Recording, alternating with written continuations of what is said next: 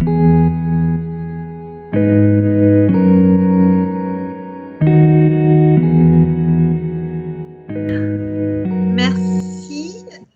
Donc, je me présente et je vais laisser ma collègue aussi se présenter parce qu'on va être deux ce soir avant de partager le PowerPoint.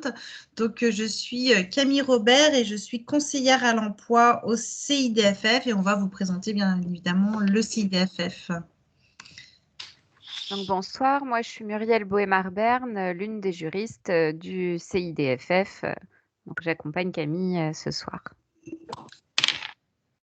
Alors, je vais attendre que... Ah oui, j'aurais dû faire. Donc, on est ensemble là pour ce soir pour vous parler un petit peu de la conciliation des temps et les droits pour les aidants.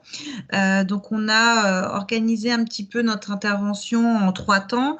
Un premier temps assez rapide sur la présentation du CIDFF et de ses services qui peuvent vous être utiles à vous ou à votre entourage à un moment donné. Alors, je ne sais pas si certaines personnes connaissent, mais c'est vrai que malgré que nous soyons un réseau assez ancien, nous sommes encore peu connus.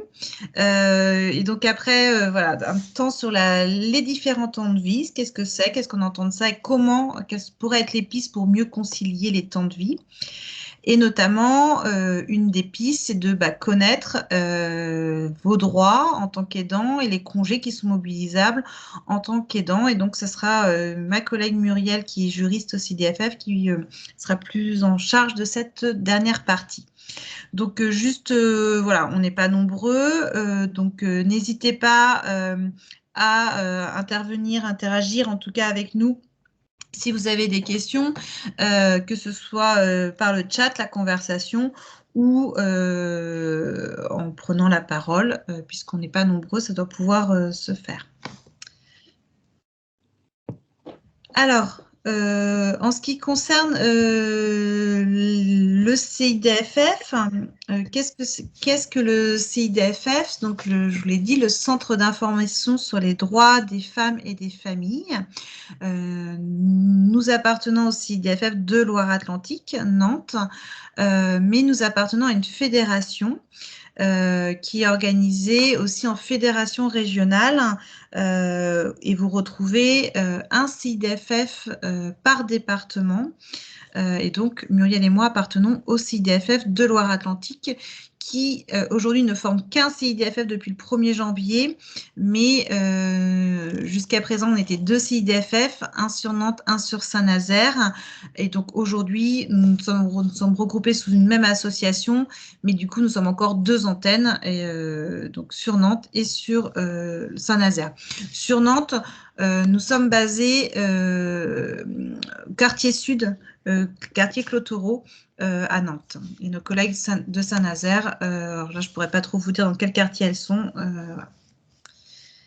Alors, les CIDFF ont une mission d'intérêt général qui leur a été confiée par l'État, à savoir promouvoir l'égalité entre les femmes et les hommes, favoriser l'autonomie des femmes dans les domaines juridiques, professionnels, économiques, social et familial, et lutter contre les discriminations et les violences sexistes et les violences faites aux femmes.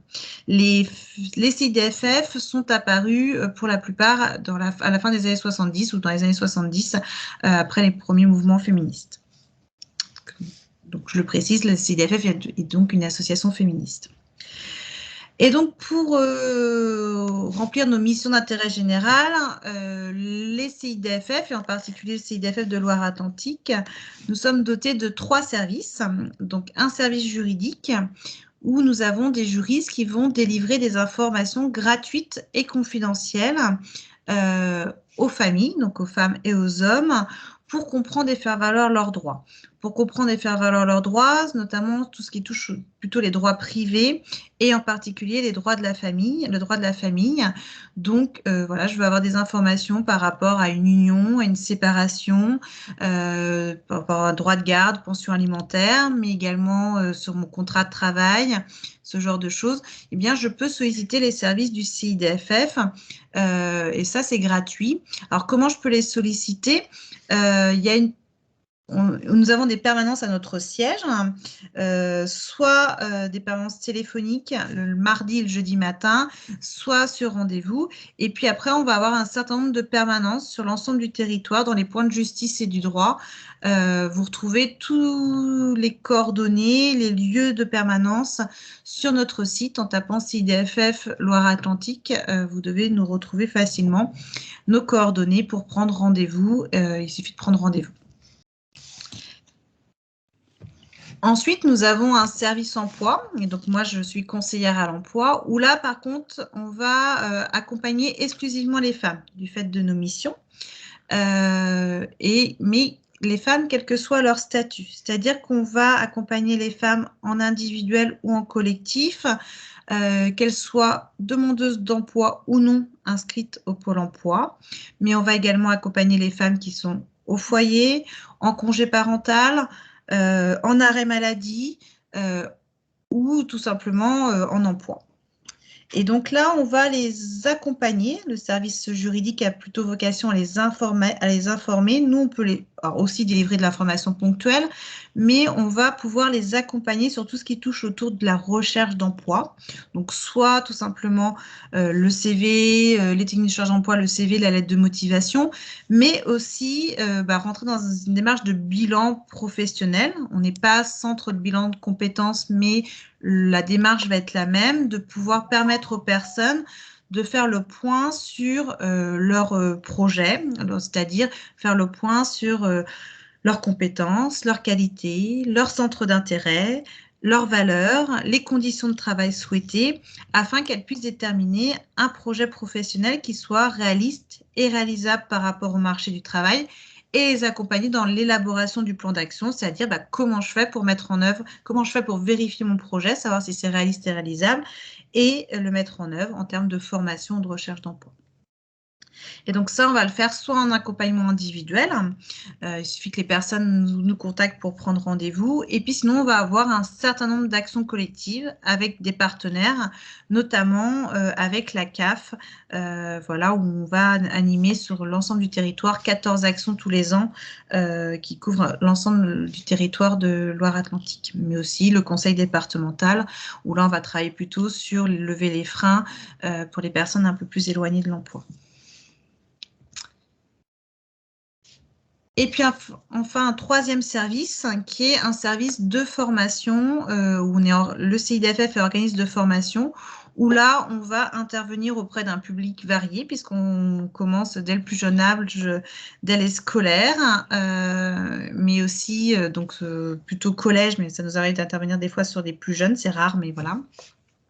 Mais aussi personnes en formation, des professionnels du santé, de la sanitaire et sociale, des professionnels du monde de l'insertion, et puis les entreprises sur des thématiques telles que l'égalité homme-femme, l'égalité professionnelle, la mixité des métiers et la prévention des comportements sexistes ou les violences faites aux femmes.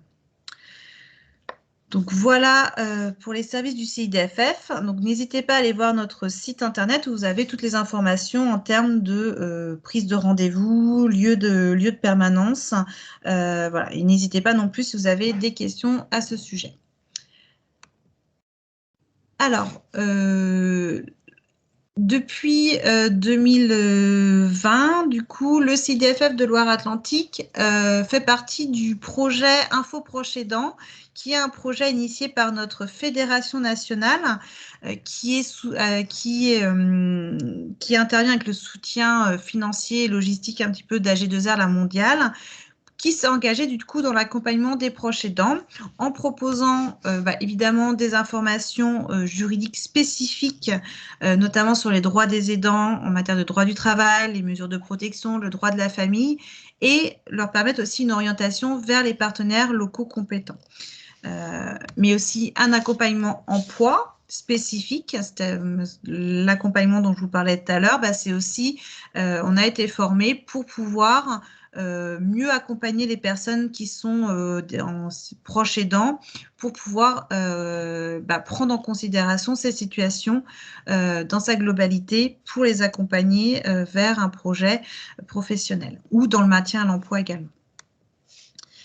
Et puis, le projet se décline également autour d'actions spécifiques en direction des proches aidants. Donc, par exemple, ce soir, ça s'inscrit tout à fait dans ce cadre-là. On va avoir une information spécifique auprès des personnes proches aidantes sur une thématique. Et puis, des temps de sensibilisation auprès des entreprises et des professionnels, notamment sur l'emploi. Alors, du coup, ce soir, on vient vous parler de l'articulation des temps et des droits. Alors, on voulait vous proposer un petit temps d'échange déjà de réflexion en tout cas, et que vous puissiez nous partager pour vous ce qui aujourd'hui, dans votre vie, qu'est-ce qui vous prend actuellement le plus de temps au quotidien? Quelle est l'activité qui vous prend, selon vous, plus de temps au quotidien? Et si vous aviez plus de temps, à quoi vous aimeriez le passer? Alors, en attendant que vous y réfléchissiez, je me connecte sur une autre page pour pouvoir permettre de recenser un peu les réponses. Ok, moi, je veux bien prendre la parole. Merci, bonjour. Bonjour. Alors, sur la question, qu'est-ce qui me prend le plus de temps? Ce serait accompagner les enfants à l'école, mon petit dernier. Les récupérer, c'est à des moments charnières qui, du coup, m'empêchent, qui sont difficiles pour trouver un boulot. Voilà. Ok, merci. Alors, je vais essayer de changer mon partage d'écran. Vous allez me dire si ça marche, si ça fonctionne. Là, voilà, ok. Et à quoi vous aimeriez passer plus de temps, du coup? Alors, du coup, moi, je suis en reconversion, donc j'aimerais bien passer plus de temps à écrire mon projet et voilà, avoir je viens de terminer une formation et je voudrais avoir plus de temps pour pouvoir finaliser, créer, écrire ce projet. Et voilà. Très bien. Et j'accompagne, je sais pas, la troisième question, c'était pour qui j'étais. Voilà, c'est pour mon fils, mon petit garçon qui a 8 ans et qui est en situation de handicap. D'accord, très bien. Merci beaucoup. Merci beaucoup. Est-ce que quelqu'un d'autre veut bien prendre la parole?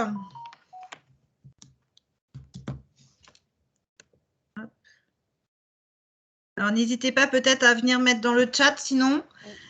Là, il y en a dans le chat. Alors, vas-y, dis-moi, Muriel. Alors, plus de temps pour la prise en charge des rendez-vous et le suivi en libéral, kiné, ergo, orthophoniste. Également pour les dossiers administratifs autour d'un enfant en situation de handicap, 8 ans et demi. Ça, c'est ce qui prend le plus de temps, donc les rendez-vous médicaux et les dossiers administratifs. Oui, alors moi je suis la maman d'un jeune homme de 17 ans qui a une maladie génétique dégénérative. Ce dont je peux témoigner, c'est que jusqu'à présent, j'ai toujours pu adapter les plans de travail à l'état de santé et aux moyens d'accueil de mon gars, soit en IME, soit en IPA. Et que actuellement, ces derniers temps, son état de santé se dégradant, j'ai pu m'arrêter de travailler grâce à un AJPP. Et donc, du coup, parce que ce qui me prend énormément de temps, c'est les soins. Il y a énormément de soins dans la journée et la nuit.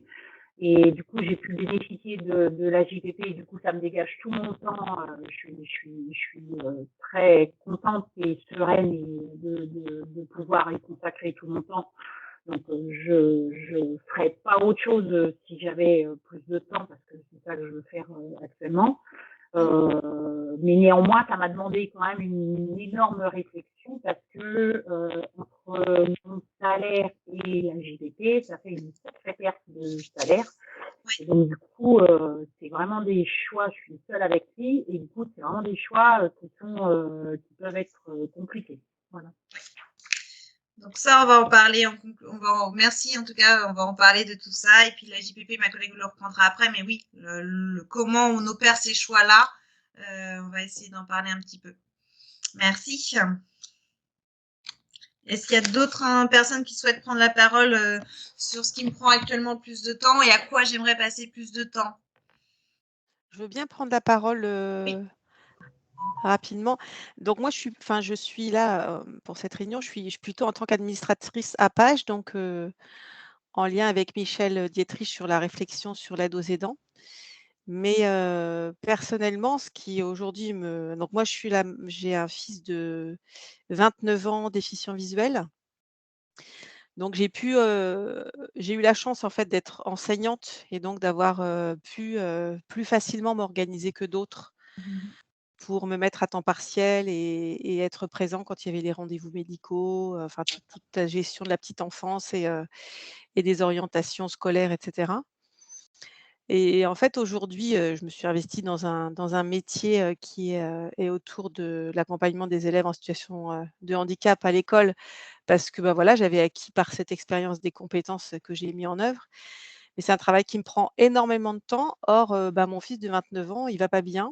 Et là, en fait, je voudrais trouver une solution pour être plus disponible, sachant que le métier que j'ai choisi là, cette reconversion professionnelle, fait que je peux pas être à mi-temps. Enfin, c'est impossible.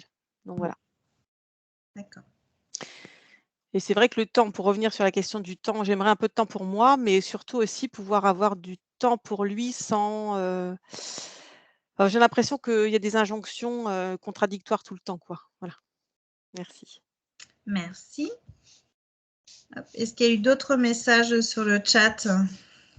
Oui, il y en a d'autres. Alors, d'une personne qui est aidante auprès de son fils de 7 ans porteur de trisomie 21 et qui nous dit: ce qui me prend le plus de temps, c'est être occupée à plein temps avec les tâches ménagères, m'occuper à l'accompagner à l'école, le récupérer à des heures charnières et l'accompagner aussi pour ses différentes prises en charge.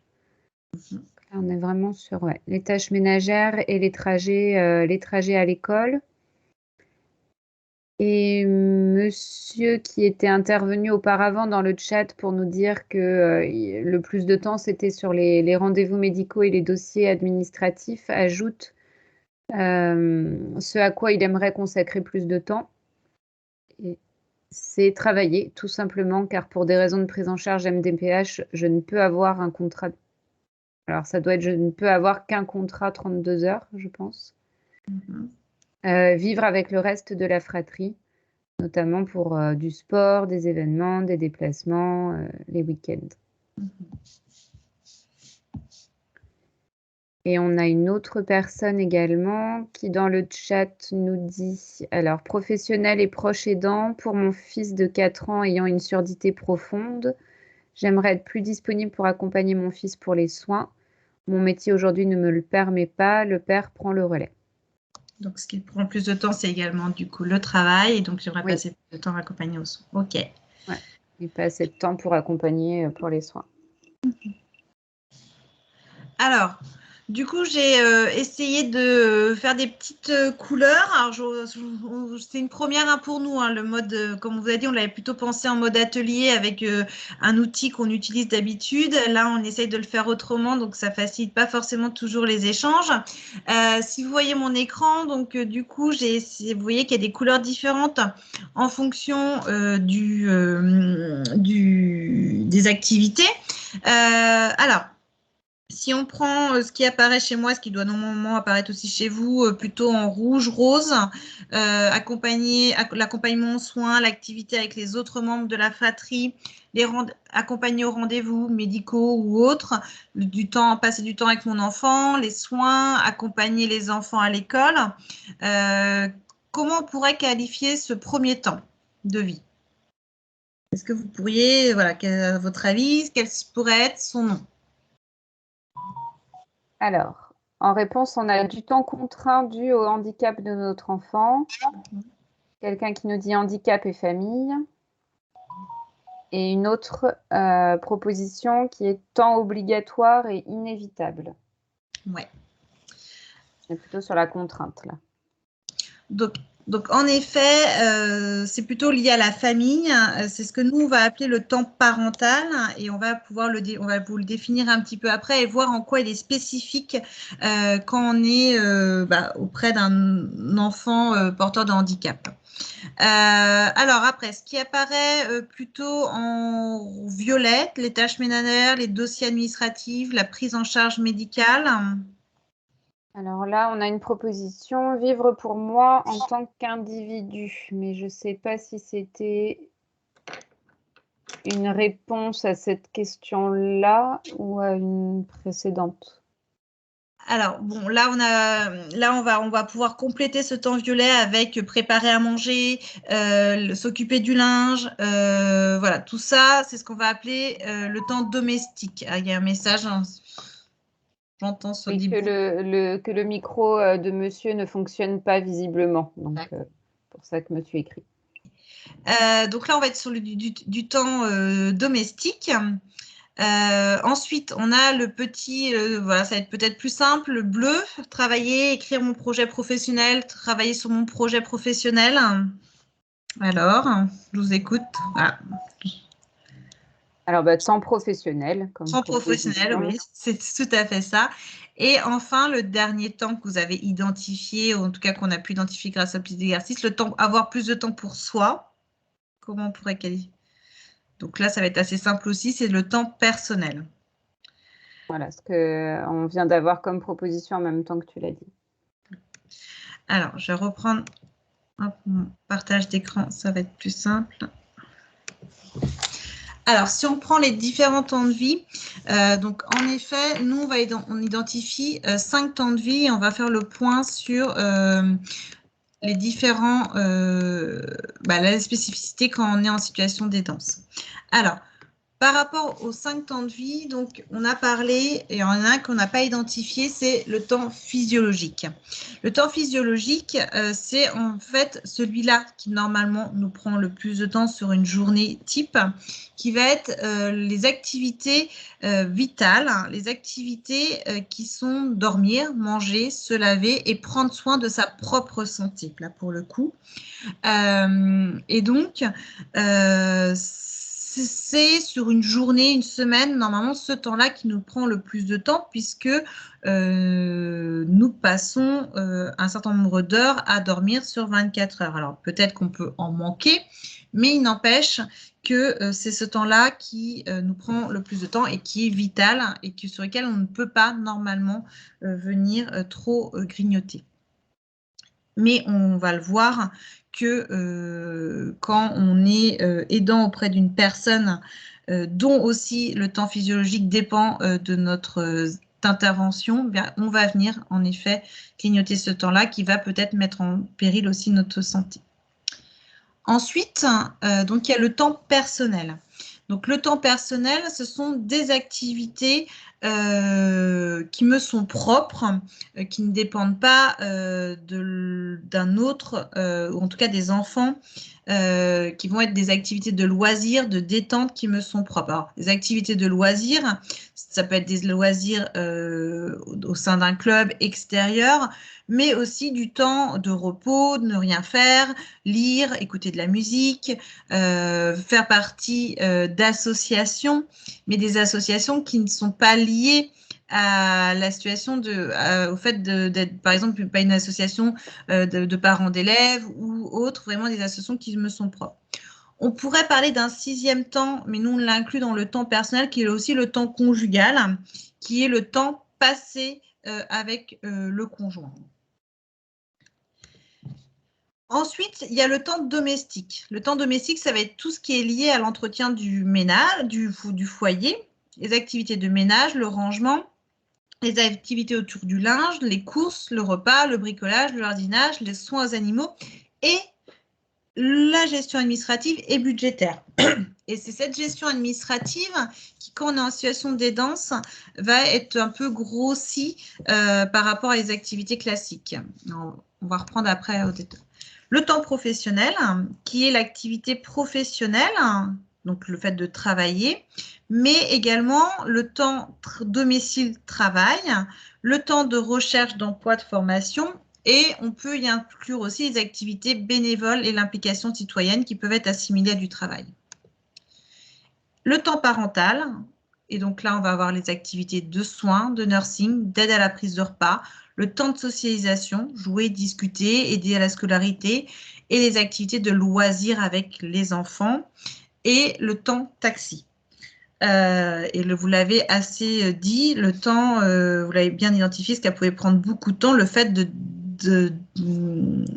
d'amener, de conduire vos enfants soit à l'école, soit à des rendez-vous médicaux. Les journées voilà, ne font que 24 heures hein, et le temps qu'on passe sur une activité conditionne le temps passé à faire autre chose.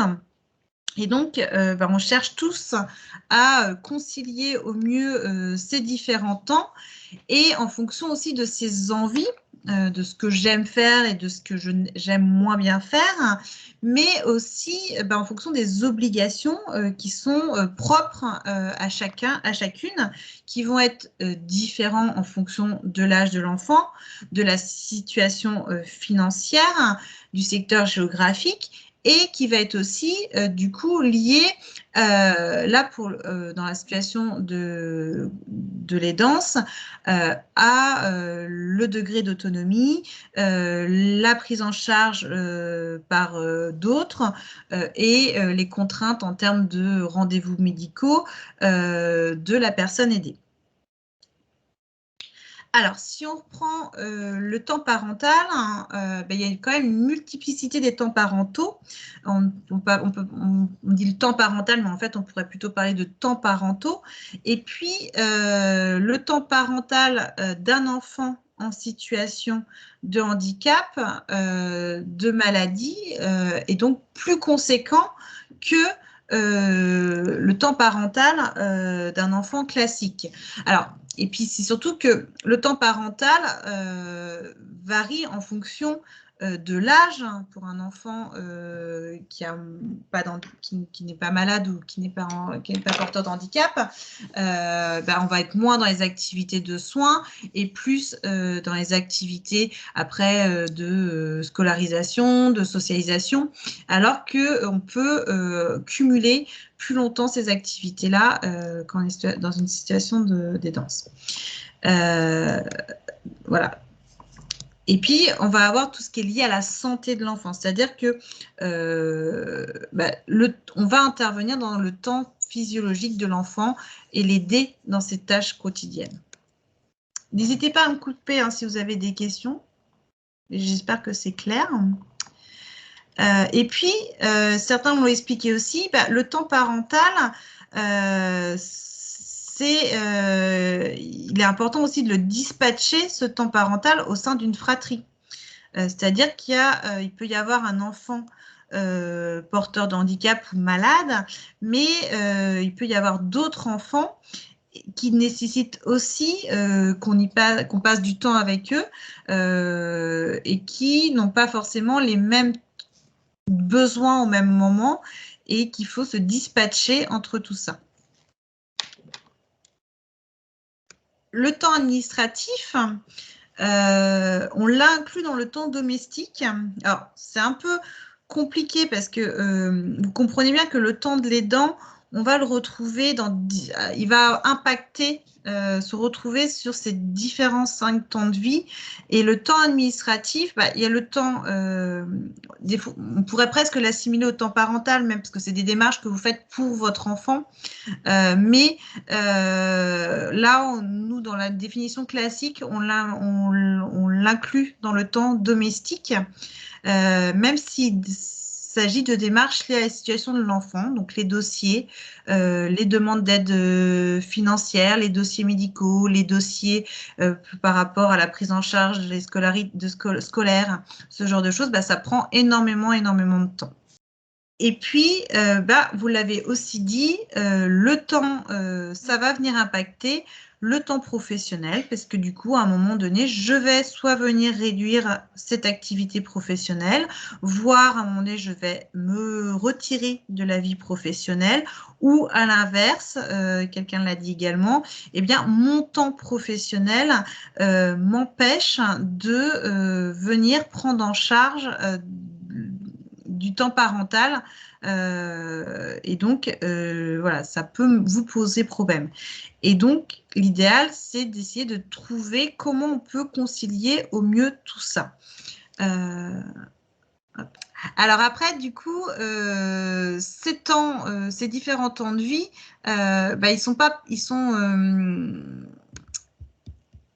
en fait, il y a une perméabilité entre ces différents temps de vie. C'est-à-dire que tout se fait de façon un peu simultanée. On n'est pas, tiens, je fais mon ménage et après, je m'occupe des devoirs des enfants. En général, il y a une perméabilité entre ces différents temps de vie qui fait que aussi, c'est ce qu'on va souvent, quand on parle de la charge mentale, c'est bien le fait en fait que ces temps de vie, ils viennent s'embriquer les uns dans les autres et que on va sur du temps professionnel réfléchir au temps parental et anticiper ce que vous allez avoir à faire en rentrant à la maison et inversement sur du temps personnel, eh bien je vais penser au professionnel. Et donc c'est tout ce cumul de comment s'organise ces temps et qu'est-ce qu'il y a à faire qu'on va assimiler à la charge mentale, qui va être plutôt, c'est pas concrètement le temps que je passe à faire les activités, mais c'est plutôt le temps qui m'occupe l'esprit à organiser toutes ces différentes activités. C'est ça la charge mentale. Et donc, ça va forcément avoir des impacts sur ma situation d'aisance va forcément avoir des impacts sur ces différents temps. Et là, par rapport à un sondage, du coup, voilà, on voit que 46% des aidants ont dû aménager leurs horaires et réduire leur temps de travail ou arrêter de travailler. Donc là, il y a vraiment un impact sur la vie professionnelle. Il y a 45% des aidants interrogés vont dire que ça a un impact négatif sur leur vie sociale et familiale. Et 62% des aidants se sont retrouvés dans un état d'épuisement intense. Et donc, là, je l'ai quand même mis, même si ça n'est pas forcément un impact sur un temps, mais la situation d'aidance aussi a des impacts sur les finances d'un couple, d'un foyer en tout cas. Alors, comment on fait pour mieux concilier ces temps de vie? Eh bien, dans un premier temps, c'est dresser un état des lieux de sa situation et de ses besoins. C'est de pouvoir identifier concrètement comment ça se passe sur une journée, une semaine type d'activité, ma semaine type au quotidien. Qu'est-ce que je fais? Qu'est-ce que je dois prendre en charge et à quel moment? Et quels sont mes besoins. Alors, je vais y revenir un petit peu après. Et aussi, en parallèle, connaître ses droits et les ressources mobilisables pour, au final, identifier les solutions possibles. Donc, grosso modo, c'est bien conscientiser le temps hebdomadaire consacré en tant qu'aidant, heure par heure. Qu'est-ce que je fais? Comment je le fais? Avec qui? Et pourquoi je le fais? Et puis, une fois que j'ai dressé un petit peu cet état des lieux, c'est réfléchir aux alternatives qu'il peut y avoir là-dessus et donner une place aux autres. Voilà. Alors après, c'est pas juste identifier tout ce qui doit se passer et à qui je peux le déléguer, parce qu'en fait, quelqu'un l'a bien dit à un moment donné, il faut le choix, il n'est pas si simple. Il y a ce que j'ai envie de faire, ce qui est possible de déléguer, ce qui n'est pas possible de déléguer, et il y a aussi un choix financier qui peut se passer derrière. Alors, je sens que je ne suis pas claire, je suis désolée, là, je vais revenir un peu là-dessus. Donc, dans analyser sa situation, nous, on propose aussi DFF, ce qu'on appelle l'articulation un travail sur l'articulation des temps de vie. On propose à tout le monde, en fait, qui souhaite travailler un peu sur la conciliation des temps, de vraiment remplir un planning sur quotidiennement, qu'est-ce qu'elles font au quotidien. Et par rapport une fois qu'on a dressé ça, qu'est-ce que j'ai envie de changer, qu'est-ce que je n'ai pas envie de changer. Donc, on est bien sur un état des lieux général sur les activités effectuées au quotidien par l'aidant auprès de la personne handicapée ou accompagnée, mais aussi qu'est-ce que je fais d'autre pour moi-même, pour les autres, au travail, dans les activités domestiques, mes activités domestiques qui ne sont pas forcément liées à la personne accompagnée, mes activités sociales, mes activités relationnelles. Et ensuite, on va aussi dresser un état des lieux de quelle est ma situation familiale, professionnelle en tant qu'aidant, quelle est la situation de la personne aidée, quels sont les besoins de prise en charge de la personne aidée, quels sont l'aspect financier du foyer, les aides que j'ai mobilisées et quels sont mes droits que je peux mobiliser et mes aides que je peux mobiliser. Et puis, état des lieux, quelles sont les activités qui sont effectuées par d'autres intervenants, que ce soit les autres membres du foyer, que ce soit des services de soins, des services éducatifs ou des services extérieurs d'aide à la personne. Quand je dis du foyer, ça peut être aussi, est-ce qu'il y a d'autres activités auprès de la personne aidée par d'autres membres amicales ou familiales plus larges que le foyer. Et à partir de cet état des lieux, eh bien, c'est aussi plutôt voir quelles sont mes envies, qu'est-ce que j'ai envie de changer ou pas. Puisque pour pouvoir changer, il faut avoir un intérêt.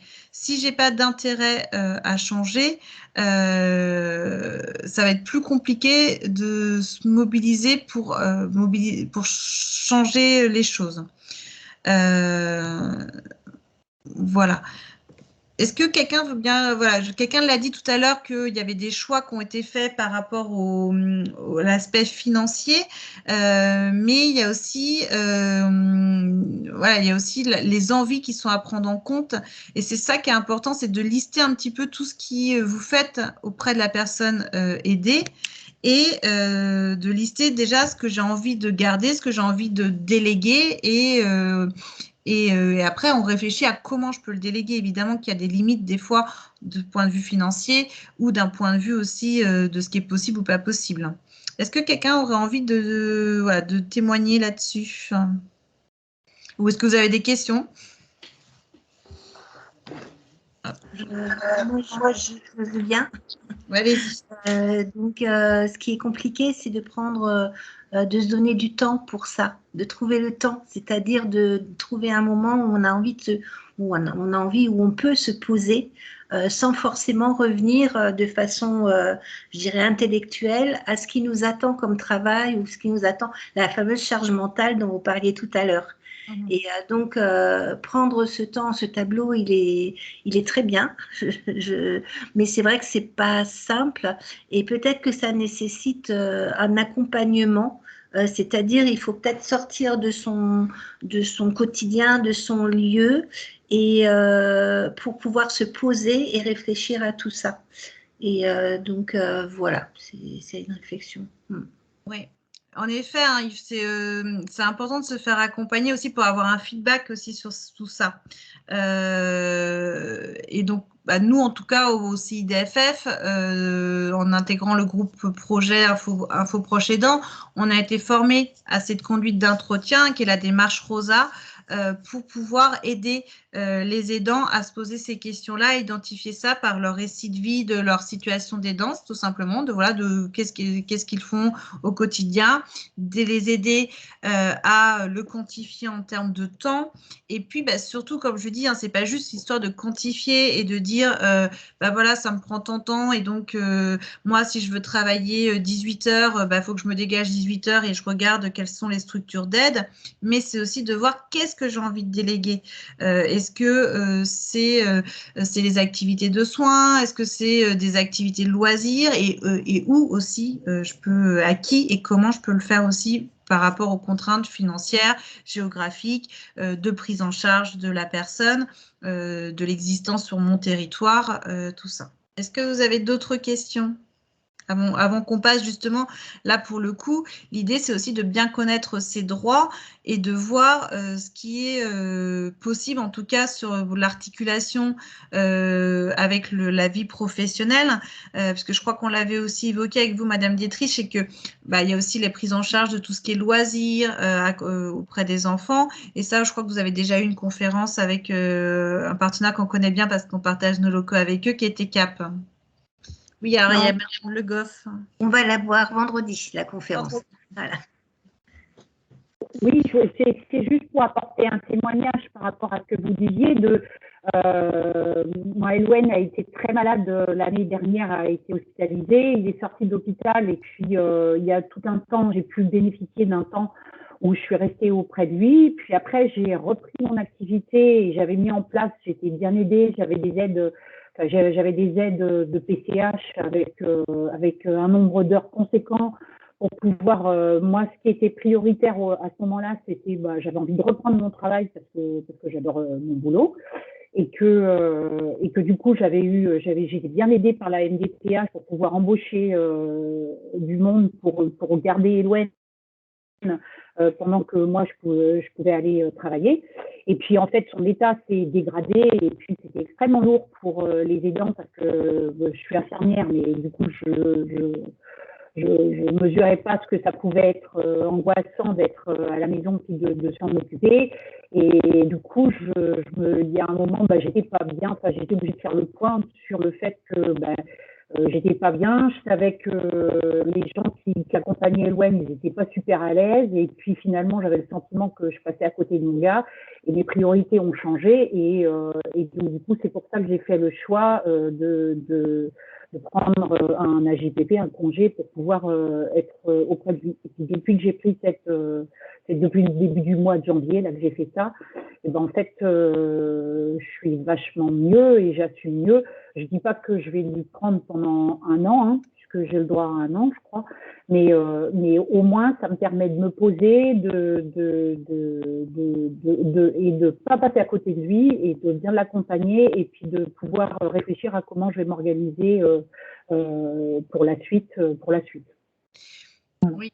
Alors, ce que vous dites, c'est important, puis ça rejoint aussi un peu ce que dit Laurence, c'est qu'à un moment donné, alors là, il y a une situation qui évolue, qui change par rapport à la situation de votre fils, mais du coup, qui va revenir re-questionner un petit peu toujours tout ça sur vraiment mes envies. Hein. Je ne dis pas qu'il y a juste, ça se passe comme ça, c'est immuable dans le temps, il faut vraiment que ça soit lié à ce que vous, quels sont vos propres besoins et vous, après, voilà, dans l'idée de pas difficile de se poser seul les questions et d'oser le faire sans sentiment de culpabilité. Pour le faire sans sentiment de culpabilité, il faut comme je disais, avoir un intérêt de le faire. Et c'est pas juste parce que votre entourage vous dit faut faire ça, c'est comme ça. À un moment donné, l'intérêt, c'est j'ai envie de retravailler parce qu'à un moment donné, j'ai besoin d'avoir une activité professionnelle et une activité sociale en dehors du foyer ou en dehors de ma relation avec mon fils ou mon enfant qui m'épanouit d'un côté, que j'ai envie aussi d'être avec lui, mais j'ai un besoin qui est celui-là et je l'écoute.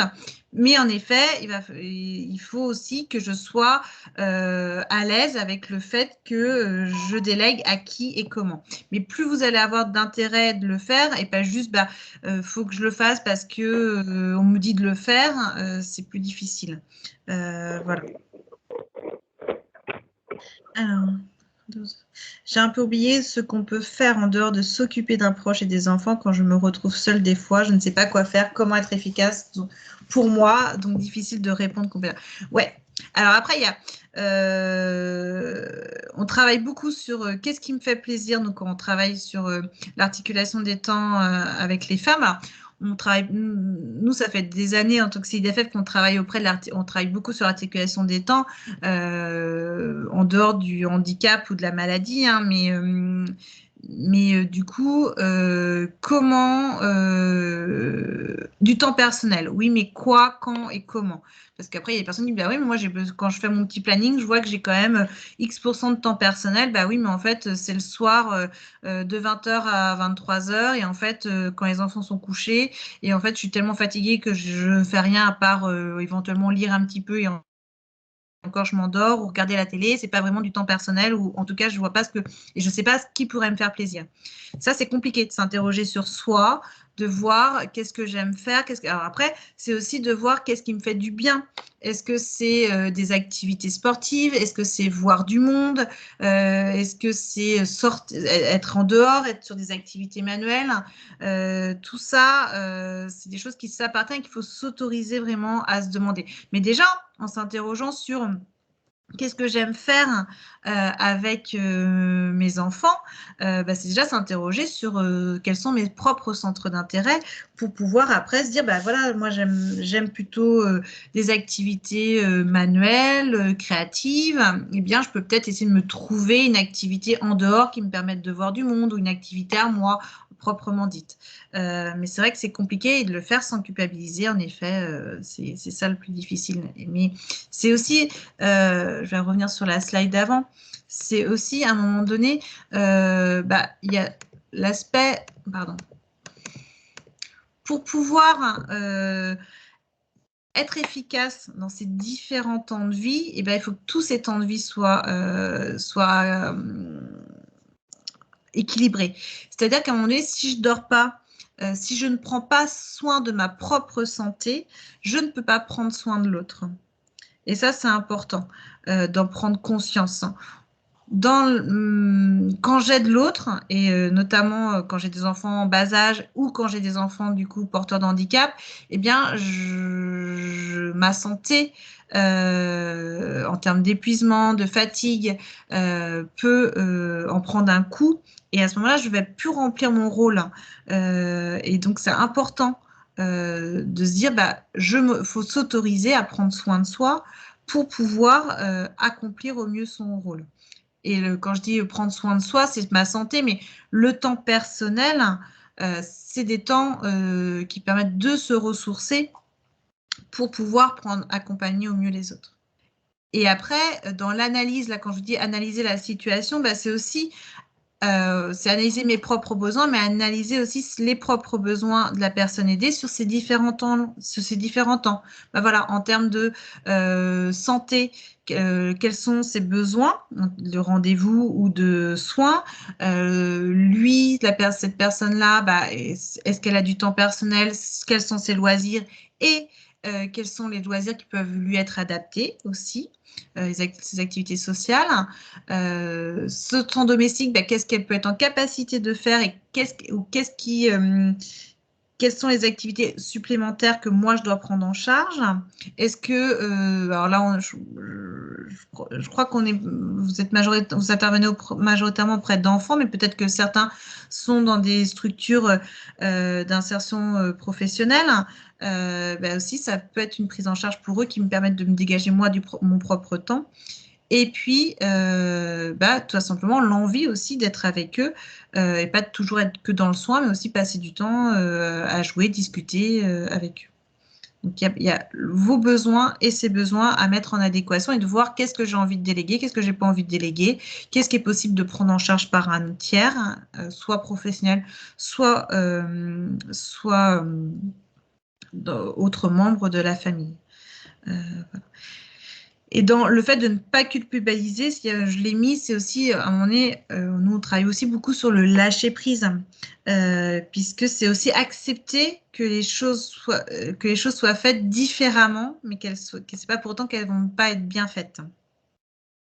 Est-ce qu'il y a d'autres questions? D'autres choses?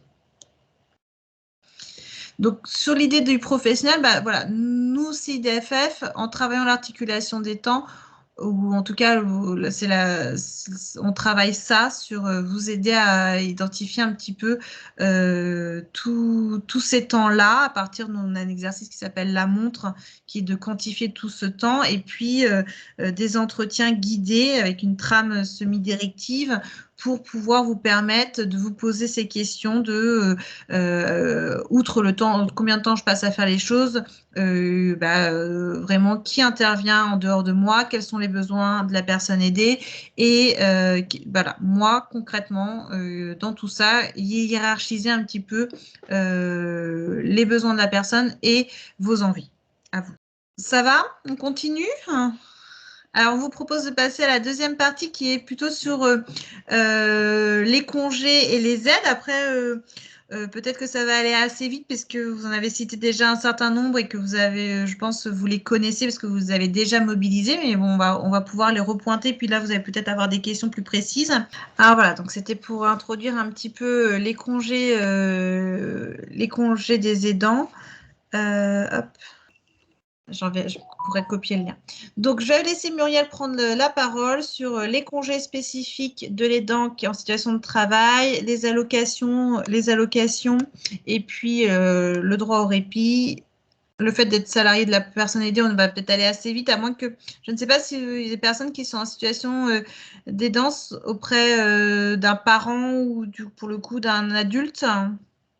Oui, Donc moi, je vais pouvoir du coup vous présenter les différents congés spécifiques des aidants ainsi que les allocations qui sont en lien avec ces congés. Donc certainement qu'il y en a un certain nombre que vous connaissez parce que vous pouvez éventuellement en bénéficier. N'hésitez pas à mettre des questions, soit dans le chat, soit à prendre la parole, il n'y a pas de difficulté. Je vais commencer par vous présenter le congé de présence parentale que vous devez connaître et que vous avez un petit peu évoqué tout à l'heure en parlant de la JPP. Donc le congé de présence parentale, les conditions pour en bénéficier, c'est qu'il faut avoir un enfant de moins de 20 ans, un enfant qui soit à la charge effective et permanente de la salariée ou du salarié du secteur privé ou public et qu'on soit dans une situation avec un enfant qui est atteint d'une maladie ou d'un handicap ou victime d'un accident d'une particulière gravité et qui nécessite une présence continue, soutenue et des soins contraignants. Ce qui sera attesté par un certificat médical. Et autre condition, il ne faut pas que cet enfant perçoive un salaire brut qui soit supérieur à environ 950 € et qu'il ne doit pas bénéficier non plus d'une allocation logement ou d'une prestation familiale. Alors pour la durée, vous verrez, je vous ai rajouté quelques informations récentes. En fait, il y a eu une loi du 15 novembre 2021 qui est venue étendre et revaloriser un certain nombre de congés et d'allocations. Donc là, concernant le congé de présence parentale, vous voyez la durée, elle est de 310 jours sur 3 ans. Et la loi de finances de sécurité sociale de 2022 prévoit que ce soit doublé à 620 jours et qu'il y ait la possibilité en fait de renouveler avant la fin de la 3e année si on a déjà épuisé le stock des 310 jours en fait. Donc c'est un congé qui peut être également pris en une ou plusieurs fois et aussi par demi-journée, ça c'est aussi assez récent, et qui peut être transformé en période d'activité partielle si c'est nécessaire et renouvelable bien évidemment s'il y a rechute ou récidive ou si les soins, la présence sont toujours nécessaires. Pour la procédure, il faut demander 15 jours avant avec un certificat médical et prévenir pour chaque période où on va demander ce congé de présence parentale 48 heures avant. Concernant le contrat de travail, ça va bien évidemment avoir des conséquences. Le contrat de travail, il est suspendu, mais comme vous l'avez indiqué tout à l'heure, il y a la possibilité de bénéficier d'une AJPP, ce qu'on vous a noté là en bas de PowerPoint et sur lequel on va revenir juste après. La fin de ce congé, c'est soit au terme de la durée ou du renouvellement, et il peut y avoir également des conditions de fin anticipées, si notamment il y a une diminution des ressources, par exemple. Le deuxième congé dont vous pouvez bénéficier en tant qu'aidant-aidante, c'est ce qu'on appelle le congé de solidarité familiale. Donc là, ça concerne les proches qui sont en fin de vie.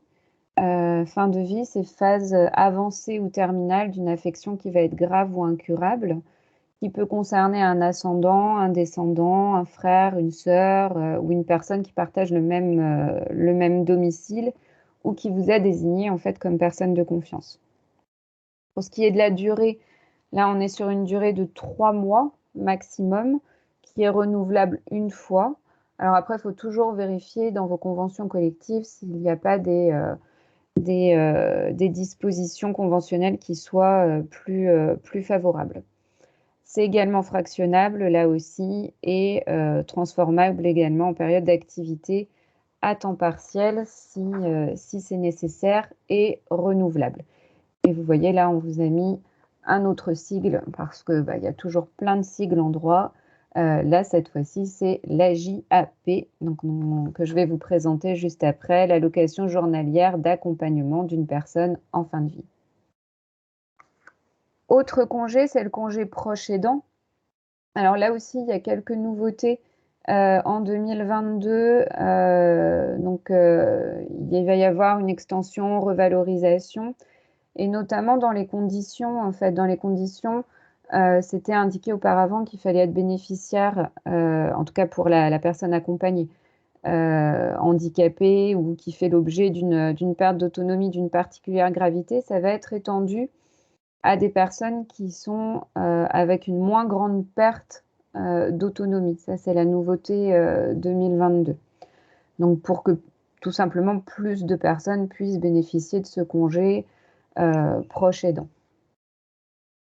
Dans les conditions pour pouvoir bénéficier de ce congé de proche aidant, donc ça va être pour une personne avec qui la salariée vit en couple ou le salarié, son ascendant, son descendant, un enfant à charge. Ça peut être un ascendant, un descendant, c'est vraiment assez large. Ça peut même être une personne avec qui elle réside ou avec qui tout simplement elle a des liens étroits et stables et avec qui elle vient en aide de manière régulière et fréquente. Donc c'est assez large. La durée, elle est de 3 mois ici, maximale, sauf là encore s'il y a des dispositions conventionnelles plus favorables. Ça peut être fractionné là aussi et transformé en période d'activité à temps partiel et c'est renouvelable. Et là également, la conséquence sur le contrat de travail, c'est que c'est pas rémunéré ce congé, mais qu'il y a une AJPA, cette fois-ci, l'allocation journalière de proche aidant, qui est tout à fait possible. Le dernier congé, enfin pas le dernier parce que je vais vous en présenter d'autres, il y a la possibilité de bénéficier de dons de jours de repos. Donc là, les conditions, c'est pour une personne salariée qui a un enfant à charge de moins de 20 ans ou un salarié proche aidant. Donc ça, c'est les dons qui sont possibles du coup à 2 types de salariés. Il faut bien évidemment un certificat médical. Et les jours qui peuvent être concernés, c'est les CP, les congés payés de la 5e semaine, les RTT, les récup, le compte épargne-temps, les jours de repos qui proviennent d'un compte épargne-temps. C'est possible en demandant l'accord de l'employeur de donner ces jours. Le salarié qui en bénéficie conserve sa rémunération pendant les congés, les avantages acquis avant le début du congé et les absences, elles sont prises en compte dans le calcul des avantages liés à l'ancienneté. Donc ça, c'est plutôt aussi quelque chose qui peut être intéressant. Je vais vous présenter les allocations qui correspondent à ces différents congés. Donc là aussi, la loi de financement de la sécurité sociale pour 2022, elle fixe de nouveaux montants par rapport à ce qui se faisait auparavant. Donc l'allocation journalière de présence parentale, la fameuse AJPP, dont vous avez parlé tout à l'heure. Donc les conditions sont celles que je vous ai évoquées, hein, d'avoir un enfant à charge de moins de 20 ans qui a besoin de soins en raison de sa maladie ou de son handicap. La demande, elle est à adresser à la CAF ou à la MSA. Et là, les montants au 1er janvier 2022 ont été revalorisés. On est sur à peu près 58 € par jour et 29 € pour une demi-journée.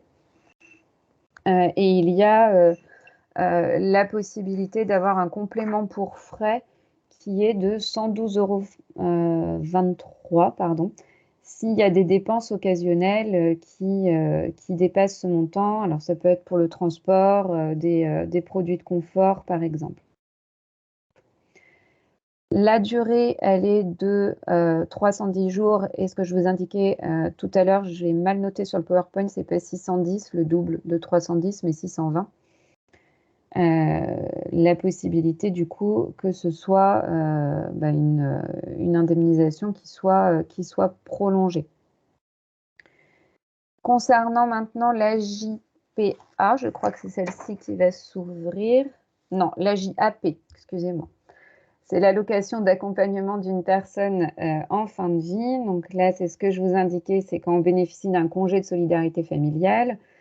Donc là, on a la possibilité de faire une demande qui va être adressée au CNAJAP. Et là, les montants sont d'environ 56 € par jour et 28 € par jour si c'est une activité réduite à temps partiel. Donc ça, c'est la JAP.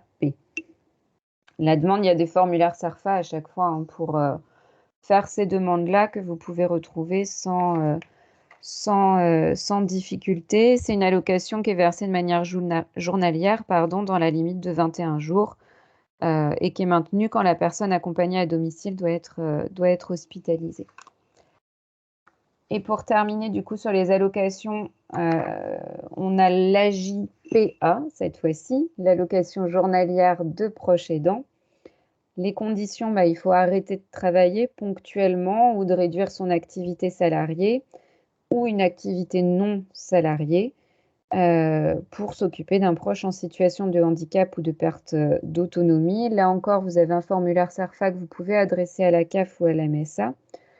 Et le montant, là, est le même que pour la JPP. Donc, au 1er janvier 2002, on est pour ces deux allocations AJPP et AJPA à environ 58 € par jour et 29 € pour une demi-journée.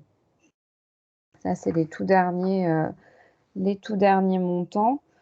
Elle est versée, cette allocation AJPA, dans la limite de 66 jours au cours du parcours professionnel de la salariée et c'est maximum 22 allocations par mois.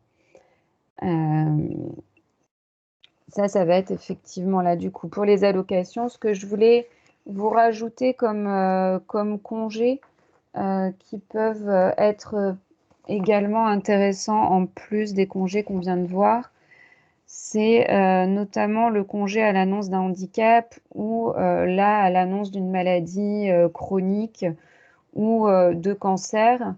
Là, c'est assez récent, c'était une loi du 18 décembre 2021. Les parents qui apprennent, c'est au moment de l'annonce en fait d'une pathologie chronique ou d'un cancer, ils peuvent désormais bénéficier d'un congé spécifique d'une durée de 2 jours. Donc ça, c'est cette loi du 18 décembre 2021. Et c'était déjà prévu depuis 2016 pour les parents apprenant un handicap, mais du coup, c'est étendu. L'absence n'entraîne pas de perte de salaire et n'est pas décomptée des congés payés. C'est vraiment un congé qui est à la charge de l'employeur et c'est assimilé à du temps de travail effectif pour la détermination de la durée du congé payé annuel. Donc ça, c'était intéressant de pouvoir le noter. Et je vous avais noté, juste que je le retrouve, une autre disposition dont je voulais vous parler, que je vais vous retrouver. Oui, voilà. Il y a un droit également à congé payé supplémentaire de 2 jours pour les salariés qui ont au foyer un enfant handicapé, mais là du coup sans limite d'âge.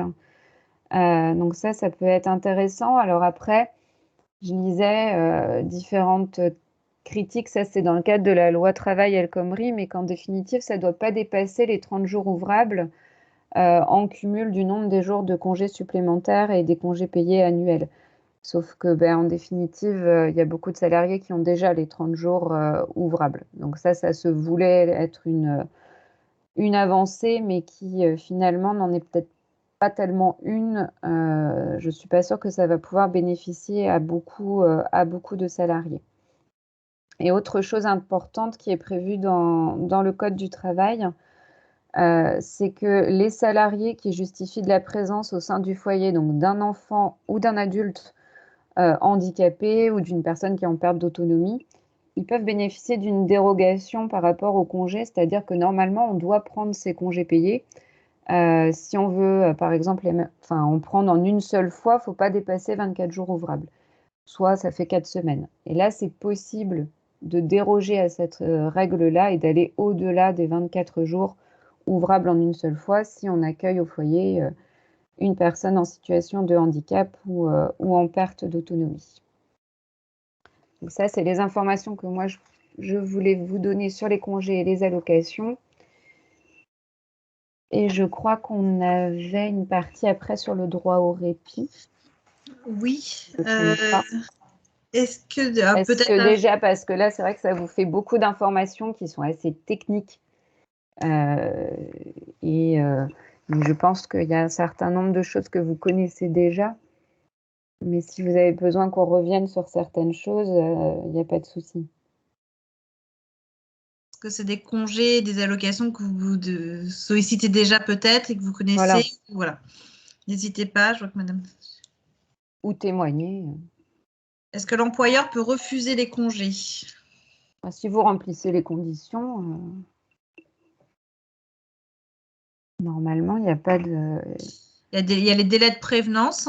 Voilà, si vous respectez bien toutes les conditions, il n'y a pas de refus de l'employeur. Après, voilà, on sait bien aussi que entre l'obligation de l'employeur d'accepter et après l'accueil qui en est fait, les conditions les relations qui se tissent après avec l'employeur, il y a une différence entre mes droits et l'obligation de faire valoir mes droits par l'employeur et après l'accueil qui en est fait par l'employeur, voire des fois par les collègues. Des fois, il y a une marge. C'est vrai que ça peut être compliqué à gérer. C'est d'où l'importance aussi de sensibiliser les employeurs aux situations d'aide.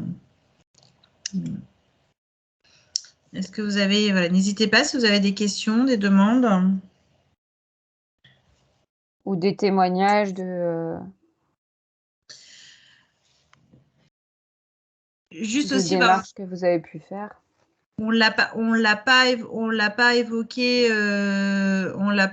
mais le congé parental pour les enfants est aussi un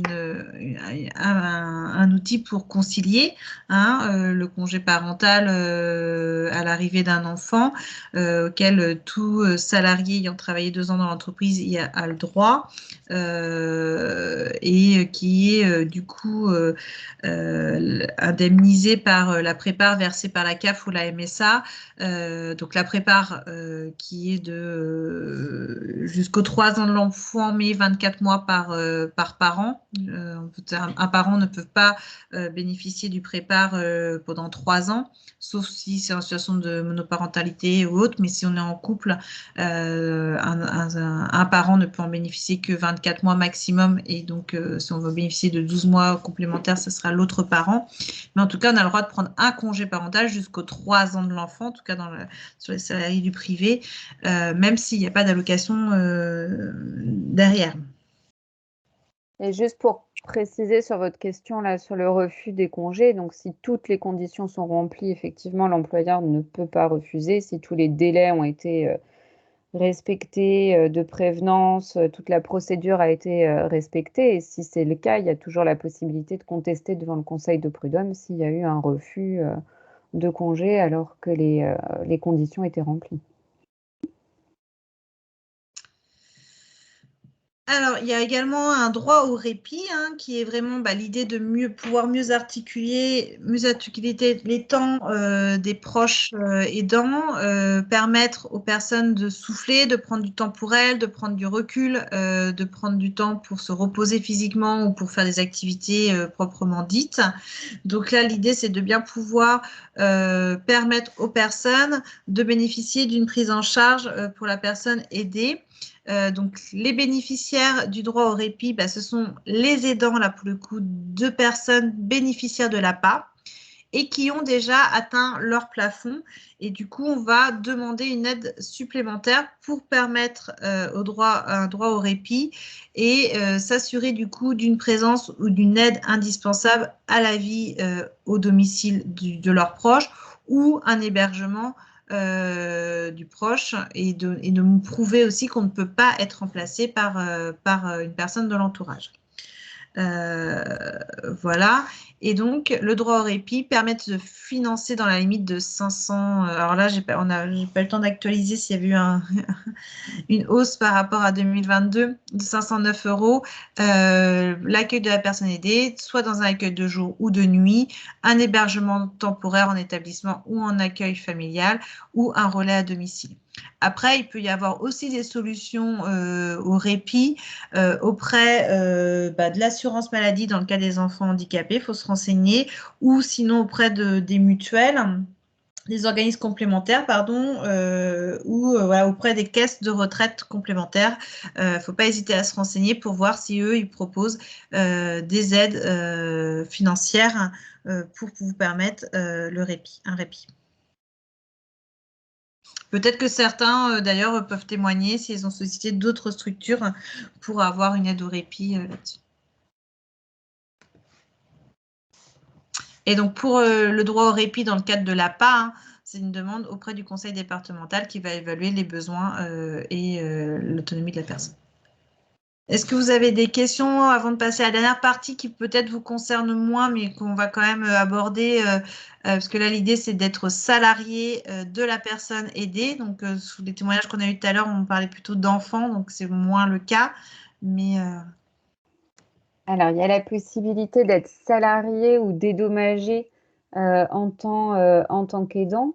En fait, l'aider. Il y avait une réponse. Oui, je vais chercher la réponse en attendant, je te laisse continuer. Ah oui, d'accord. Ok.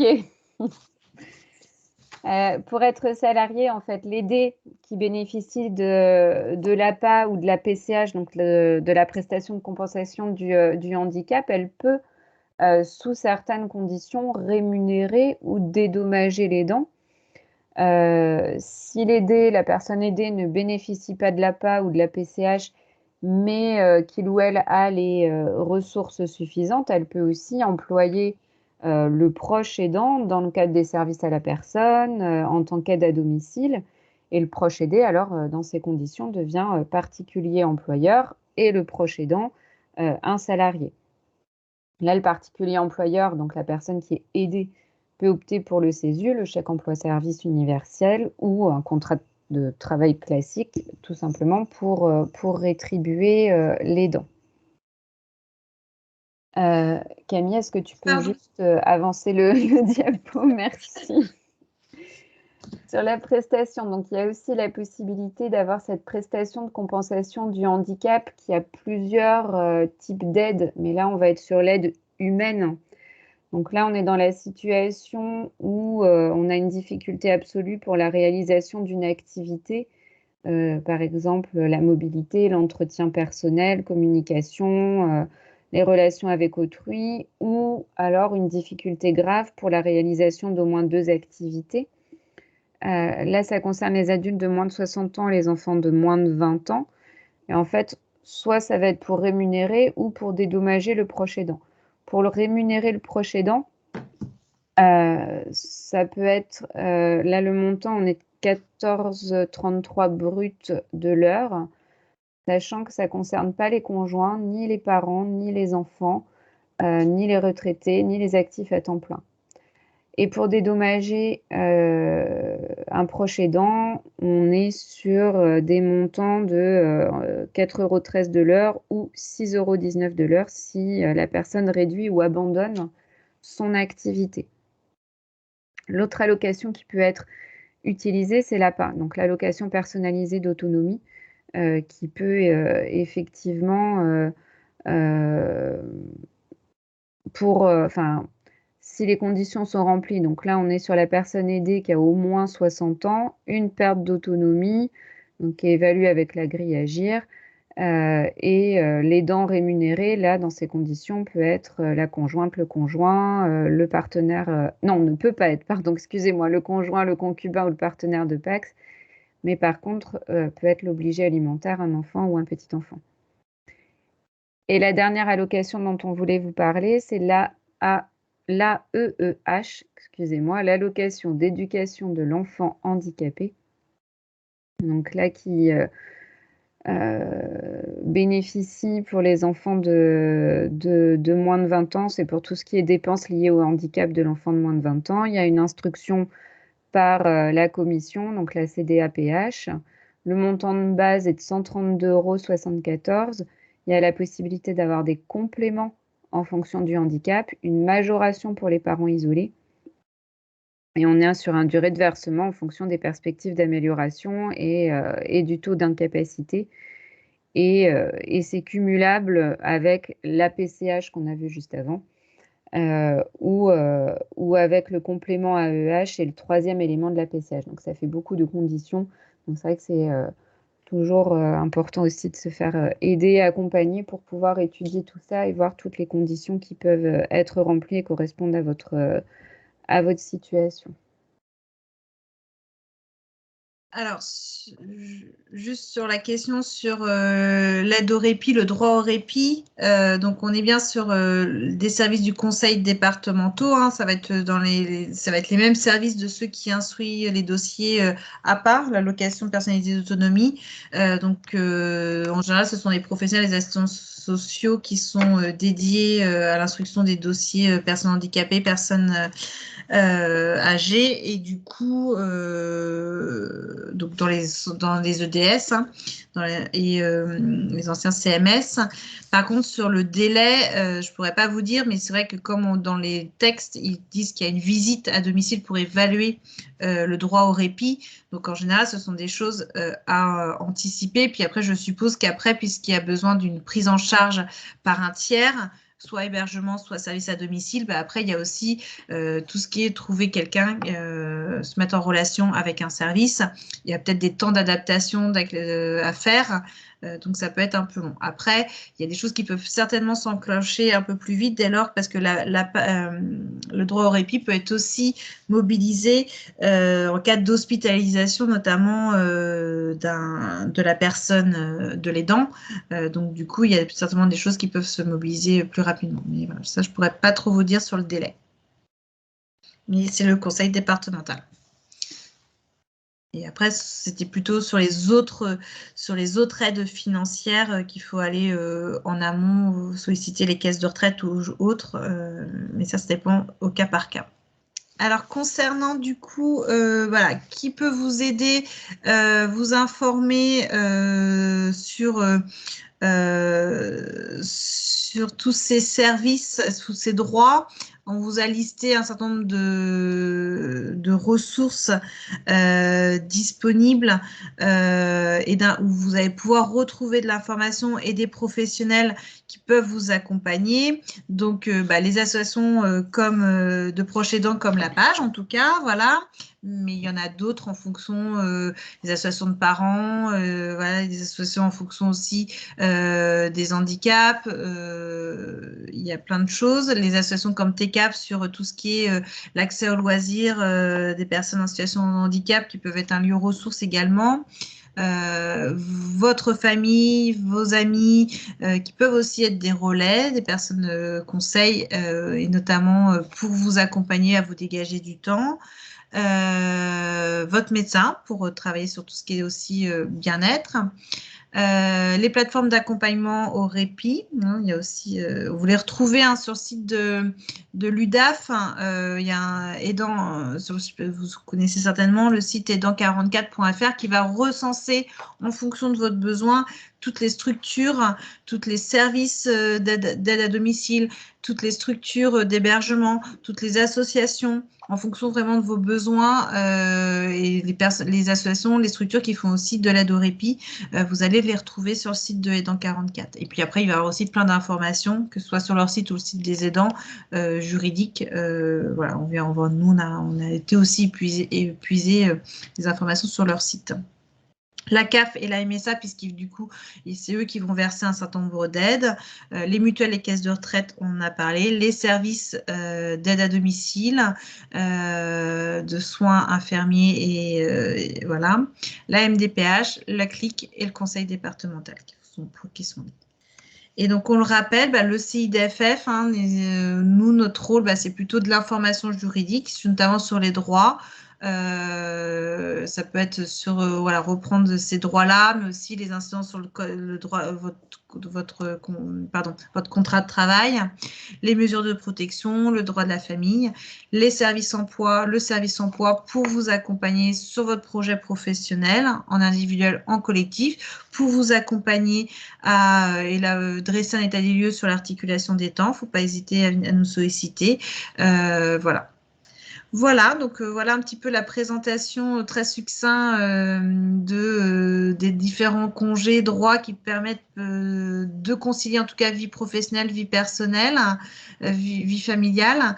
Donc, il ne faut pas hésiter si vous avez des questions, on a encore un petit peu de temps. Voilà. Merci beaucoup pour cet exposé. C'est vrai que c'est toujours intéressant et important de savoir, parce qu'effectivement, très peu de gens connaissent le CIDF, CIDFF, et c'est une source d'information. Donc, merci. Ouais. Et si jamais il y a vous avez d'autres questions, les participants, n'hésitez pas à prendre contact avec justement le CIDFF qui pourra vous accompagner. Il ne faut pas hésiter. Oui, n'hésitez pas à aller voir sur notre site. Vous allez avoir toutes les coordonnées, les permanences, les modes de contact si vous avez besoin de prendre rendez-vous. Ou voilà, on vous l'indique aussi. On a une newsletter où vous pouvez être informé des actions collectives ou des événements comme ça qu'on peut organiser sur d'autres thématiques des fois, mais il ne faut pas hésiter. Si. Est-ce que le CIDF nous aide également au montage du dossier MDPH ? Non, là clairement, c'est pas vraiment de nos ressorts. Ça va être plutôt les AS, les assistantes sociales des EDS qui peuvent vous accompagner à faire ça. Alors, je sais que c'est un peu compliqué aujourd'hui, de plus en plus sur ces tâches administratives, les dossiers MDPH. Elles ont de moins en moins de temps pour le faire, mais c'est plutôt elles qui vont vous accompagner. Et il ne faut pas hésiter non plus à aller peut-être voir la maison des aidants, ce genre de choses qui peuvent vous accompagner. Pour petite précision, la maison des aidants est plutôt dédiée pour les personnes âgées et puis les personnes qui ont des maladies neurodégénératives. Bon, je vous souhaite s'il n'y a plus de questions, je vous souhaite une bonne nuit. Merci. Merci. Et puis, merci pour tout. Merci à vous. Merci, au revoir. Au revoir, bonne soirée. Merci. Merci, au revoir. Au revoir. Au revoir.